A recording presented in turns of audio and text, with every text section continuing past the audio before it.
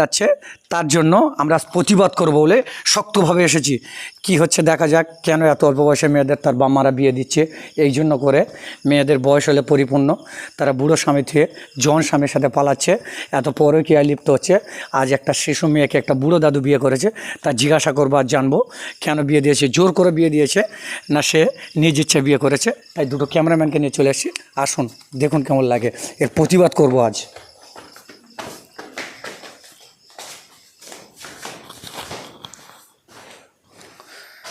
কি দাদু, মায়া বিয়ে দিলেন নাকি? এই ও আমার বউ রে।